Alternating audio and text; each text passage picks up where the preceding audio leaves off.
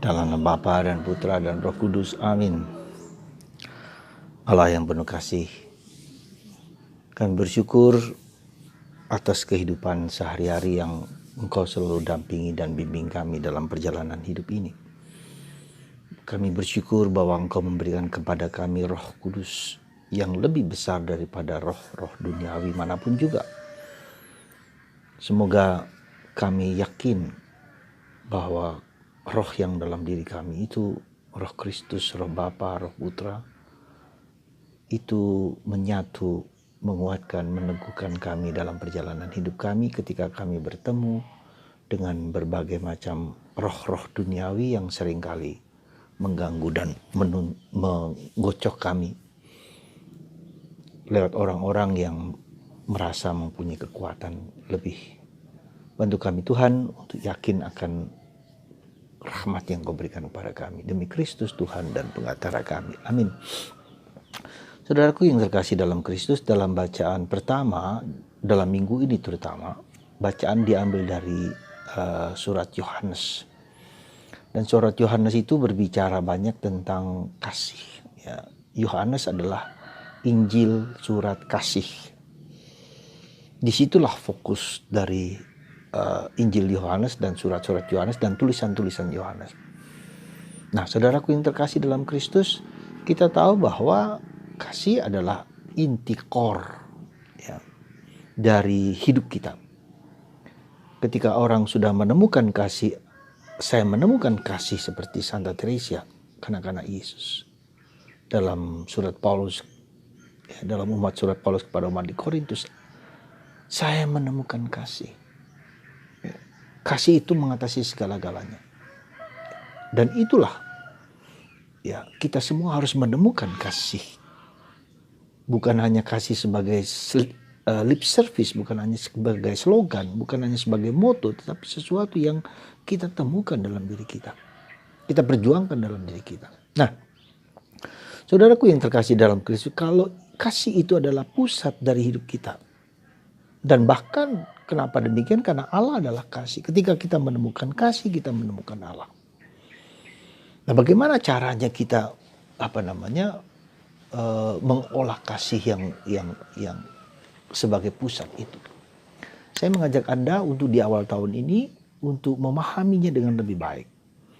Ya, ketika kita mengalami kemarahan, kekecewaan, sakit hati, dan berbagai macam luka apapun juga dalam hati, kita tahu itu adalah melanggar kasih. Jadi kasih itu bukan pertama-tama kita apa yang kita lakukan kepada orang lain, tetapi bagaimana saya menyikapi dengan sikap-sikap batinku yang seringkali bertentangan dengan kasih. Kemarahan, kekecewaan, sakit hati, kebencian, entah itu kepada suami, kepada istri, kepada anak, kepada orang tua, kepada tetangga, kepada siapapun juga. Ya. Coba kita deteksi dalam diri kita apa yang terus bergulat dan berulang-ulang bergulat. Muncul mungkin kebencian kita pada orang-orang tertentu. Nah, mulailah bergerak di situ. Ya, mulailah bergerak di situ. Jadi bagaimana caranya? Caranya hanya satu, mengampuni, memaafkan. Ya. Karena dengan pengampunan segala ikatan-ikatan itu diputuskan, dilepaskan.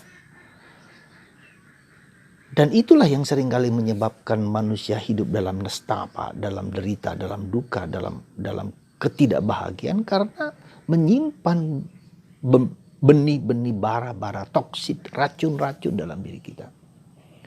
Maka ketika itu muncul saya dengan misalnya katakanlah dengan seseorang, muncul terus dalam pikiran kita, kita mengampuni, kita memaafkan, kita mendoakan, terus kita doakan.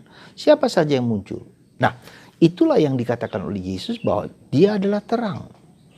Terang itu didatang pada Kristus, kita sudah percaya pada Yesus sebagai terang, tapi terang itu harus masuk di dalam bagian-bagian diri kita, bagian-bagian diri kita yang gelap. Tidak semua dalam batin kita itu terang. Tapi ada gelap, ada bayang-bayang yang harus masih dimasuki ke dalam batin kita. Kita mengampuni, kita memaafkan, kita menerima, kita mengakui, kita persembahkan kepada Tuhan, kita doakan dan seterusnya. Sampai kita merasa bahwa memang itulah tugas kita. Ya. Saudaraku yang terkasih dalam Kristus, saya kira ini perjuangan awal dari hidup kita, di awal hidup kita. Coba kita perhatikan siapa yang tidak pernah kemarahan, kebencian, kelukaan. Jadi kita ungkapkan misalnya, saya mencintai, katakanlah seseorang.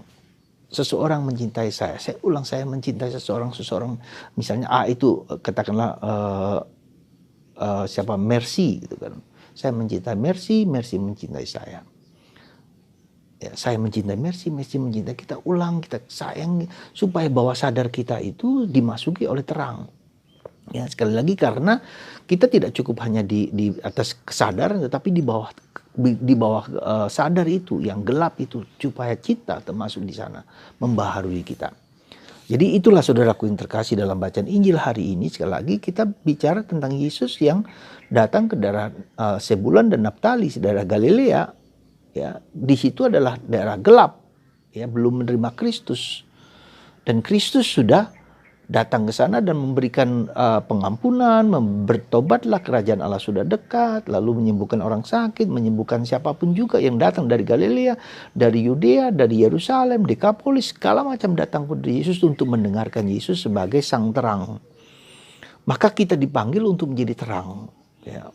Menjadi terang itu hidup dalam Tuhan, hidup dalam roh, hidup dalam kasih. Ya. Nah, untuk itu maka mari kita izinkan Tuhan yang adalah terang itu untuk masuk ke dalam batin kita yang terdalam supaya kita bertobat. Ya. Supaya kerajaan Allah yang dibawa oleh Kristus itu menjadi nyata di dalam diri kita masing-masing. Jadi saudaraku yang terkasih dalam Kristus, sekali lagi perjuangan dan pergulatan kita itu berkaitan dengan kasih, ya, sekali lagi berkaitan dengan kasih.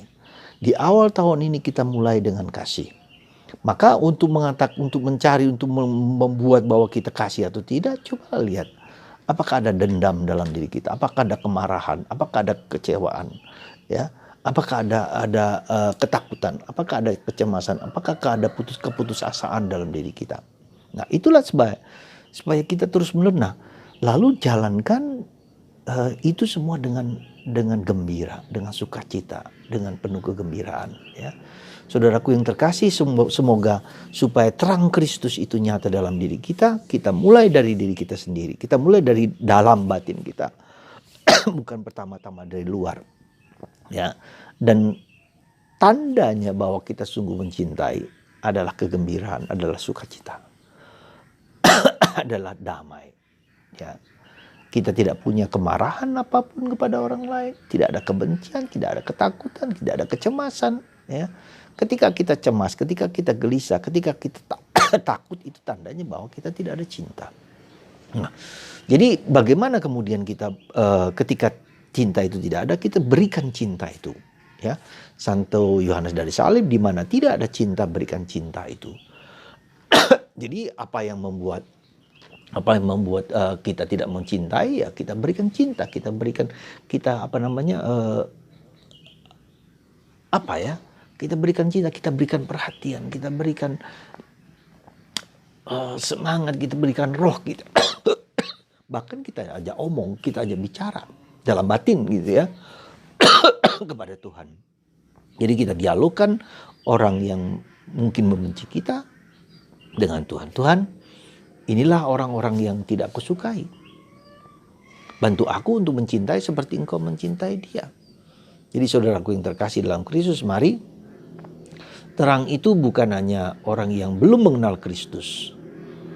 Kegelapan itu bukan hanya orang yang belum mengenal Yesus. Dan tugas kita juga untuk mewartakan terang itu kepada orang-orang di sekitar yang belum mengenal Kristus. Tetapi harus mulai dengan diri kita sendiri. Apakah Kristus itu sudah masuk dalam kegelapan-kegelapan batin kita, di sudut-sudut batin kita. Nah, itu yang kedua adalah bagaimana kita ketika tidak ada cinta itu, kita berikan cinta. Ya, kita doakan, kita perhatikan, kita persembahkan kepada Tuhan. Kita ajak Tuhan untuk berdialog dengan orang-orang ini. Ya. Dan itulah perjuangan dan pergulatan kita selama setahun ini, supaya kita dapat dan mampu untuk mencintai, untuk memberikan cinta. Dan kedua, kita tahu betapa tidak mudahnya hidup dalam cinta. Masih ada gelap-gelap dalam diri kita, maka kita butuh Roh Kudus. Jadi saudaraku terkasih, cinta dan Roh Kudus, itulah yang harus kita perjuangkan dalam hidup kita ini. Kita mohonkan Roh Kudus. Karena buah Roh Kudus adalah cinta, kasih, sabar, murah hati, lemah lembut, mengampuni. Ya. Mari kita tidak hanya ngambiang gitu loh, hanya di atas permukaan, di dunia maya mencintai, tapi konkret. Ya, masih banyak dalam diri kita yang belum kita cintai. Kita belum damai dengan diri kita sendiri. Kita masih gelisah, masih cemas, masih takut, masih apapun. Ya, semoga Tuhan menerangi Anda dengan cinta Yesus, dengan terang Kristus, dan membuka, menerangi gelap-gelap, sisi-sisi gelap, sisi bayang-bayang dalam diri kita. Karena Tuhan menerima kita apa adanya. Saudara, semoga Tuhan memberkati Anda. Dan bagi Anda yang masih dalam gelap, apapun juga bentuknya, persembahkan kepada Tuhan, dialogkan dengan Yesus. Dan setiap kali muncul segala sesuatu yang bertentangan dengan kasih, persembahkan ke dalam hati Yesus yang Maha Kudus.